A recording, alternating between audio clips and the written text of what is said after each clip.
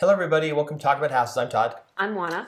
Today, we're going to talk about affordability, Yes. and we're going to put that through the lens of an article that came out on Zillow about a week ago, maybe a little less than a week ago.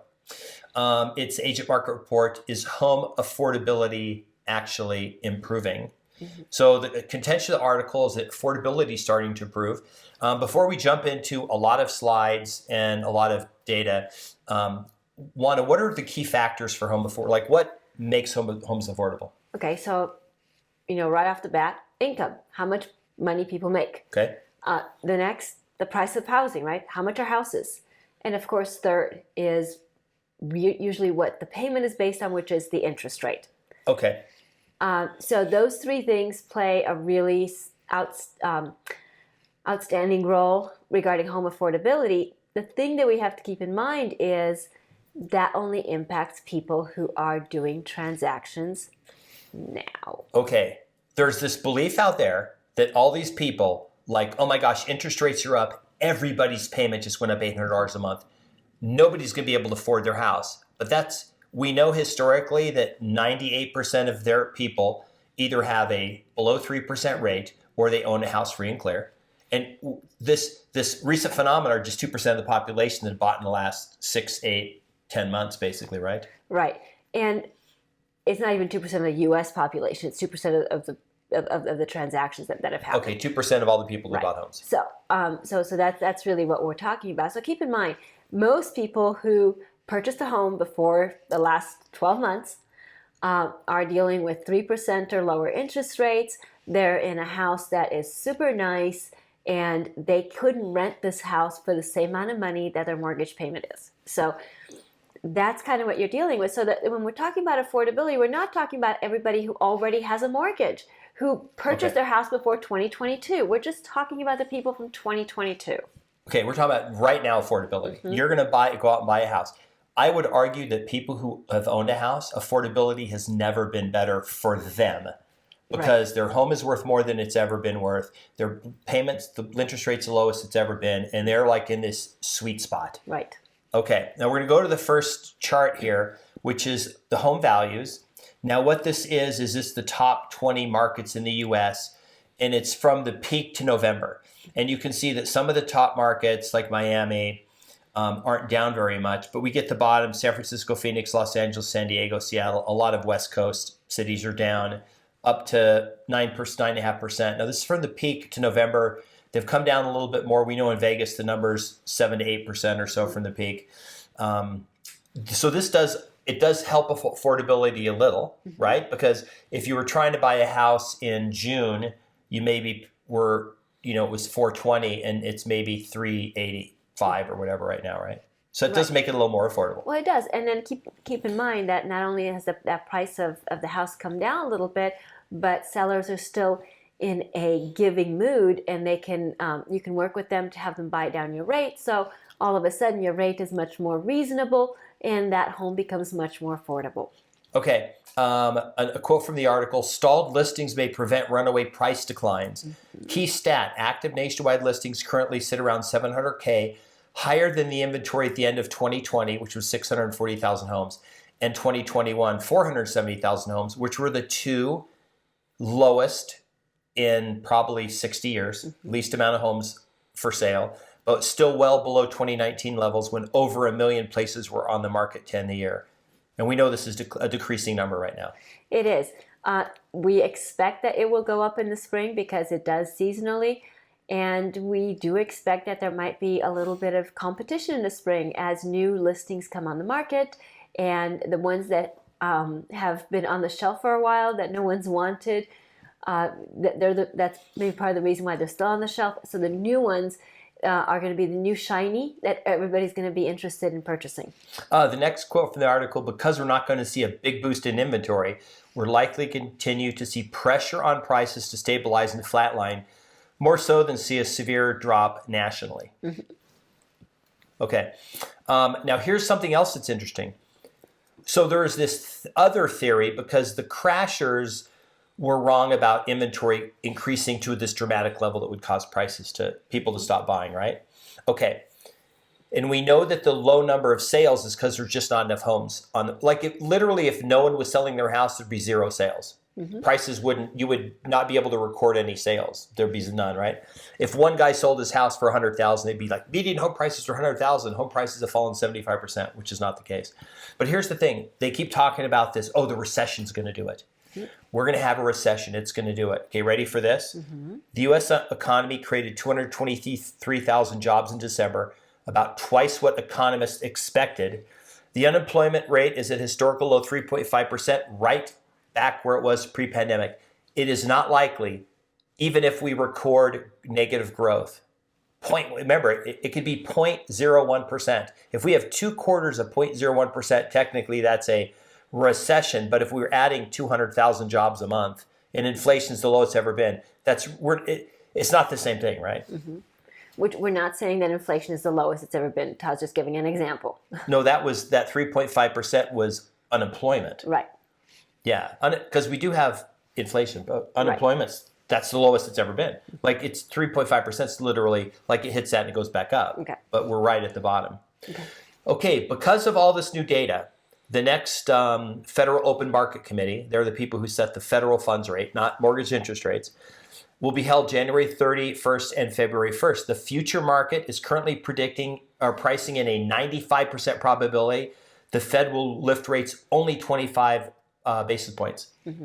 This is a substantial. I mean, if they only do 25 and then, because the CPI has now dropped 10 months in a row. The core CPI has dropped. Okay. We still have food prices high. We still have energy prices high, but everything else is starting to come down. Right. I mean, unless you're counting eggs, in which case. Eggs, I know. There's all these Facebook memes about eggs now, about eggs being expensive. Yeah, so if you have any good egg jokes, please feel free to put them in the comments. I've been enjoying them for the last few days, so bring them on. We need to do a video about the egg market is going to crash and get 1 million views about eggs are overpriced, and we need to literally just copy the Crashers videos and change housing to eggs and talk about eggs prices crashing. I'm on board. Bring it on. Okay, so wages are going up. That helps affordability, but that's inflationary too. The number of homes available are down, so that's kind of a mixed thing. The price of homes have dropped. That helps affordability. So we have a couple things helping affordability. The third thing, I'll put this chart up here. This was the last one we're going to talk about. The average 30-year fixed rate mortgage. Now, this source was Mortgage Daily, and it was no points. So it was just flat out rates. And I don't know what credit score they use, whatever. But they say that the peak of interest rates for a 30-year fix was 7.37% in October. It's down 1.2% the last 3 months, 112, which was 4 days ago, to 6.15%. Now that's still more than it was a year ago, 3.52%, but it's down 1.2% in the last 3 months. And that definitely makes home buying more affordable. Absolutely. So all of it kind of points to a pretty mellow 2023. So you think we called soft landing moderate. We called it a year ago when 90% of people said crash. And based on the data, what do you think? What's your opinion? So I know that economists are notorious for having great data and yet missing the mark. And we might not be a whole lot different, but I see just a pretty mellow 2023. I see interest rates moderating. I see them kind of hovering, give or take, around 6%, depending on your credit score, and then housing prices, I see them kind of chugging along. Some markets a little up, some markets a little down, but nothing dramatic, nothing exciting. As far as the spring, I see inventory being snapped up by eager buyers who want something different than what's been on the market. Okay. So I do see some markets in which you're going to have multiple offers, not the way we had them last year, but there will be some multiple offers, not 55 offers, but maybe in a couple places, but most places are going to see a few offers, and that's fine. It's going to help counteract those markets that see less activity and have a little bit of a downturn, so that when you're looking across the country, it's just going to be kind of a mellow 2023. What about, you think institutional investors come back and keep purchasing again and just keep sucking up inventory? I don't think they ever left. Okay. So I think that institutional investors are here. They are part of the market. I don't think they're leaving. I think that they are doing what they've been doing, which is looking at markets that meet their metrics. And we've talked about this in previous videos as far as what their metrics are. But in broad terms, their metrics are areas that are growing, areas that have potential for appreciation, areas where they're going to be able to rent for a good amount of money, where the housing stock is not particularly old, so that these homes are not going to need substantial renovations.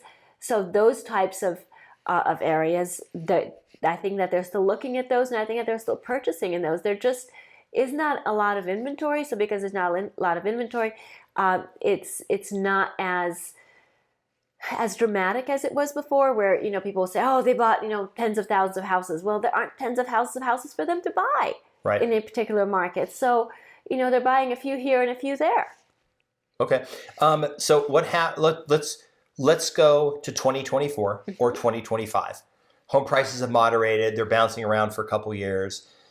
They're still way higher than they were in 2019, 2020, right? Mm-hmm. Maybe they're certainly not the peak of 2022. Mm-hmm. And then the economy, it slows enough. Fed drops rates. The 10-year treasuries fall off a cliff because we have no inflation. Maybe we even have a little deflation. And next thing you know is mortgage rates, go back to 3.5. What happens with 3.5% mortgage interest rates, and we're back to 600,000-700,000 homes available instead of 2 million homes available for people to purchase? So some people are dancing in the streets because they're refinancing their 6% mortgages. Okay, which we said would happen. And then everybody else who's actually in the market trying to purchase a home without enough inventory is chasing homes and having to deal with lots of multiple offers.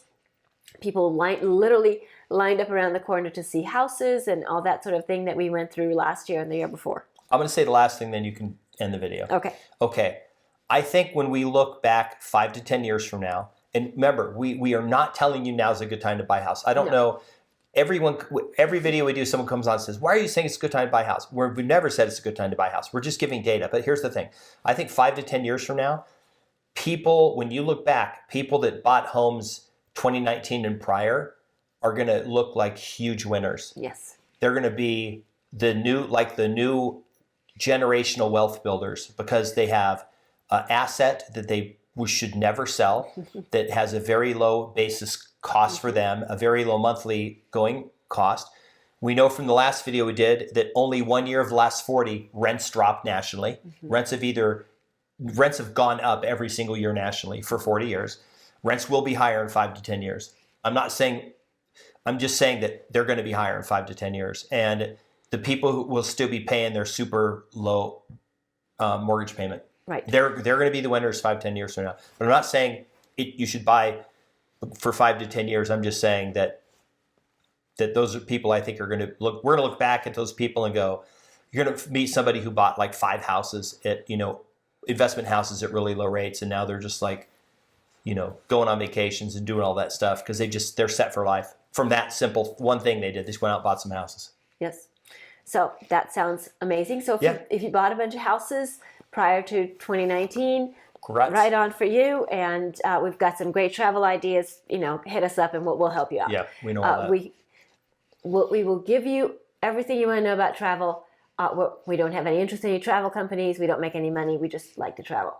So if you liked the video, if it was interesting, entertaining, if you learned something, if you like charts, please like the video, share the video, hit the notification bell, subscribe. And a shout out to the person who chatted with Todd last week and complimented my curly hair. Thank you very much. I appreciate it. Yeah. Please leave us comments. It was a female. It was a female? Yeah, talked to her on the phone. There you go. So see, you get acknowledged. Yeah. And so leave us comments. We love hearing from you. Tell us what you think, and we'll see you on the next video. Bye. Bye.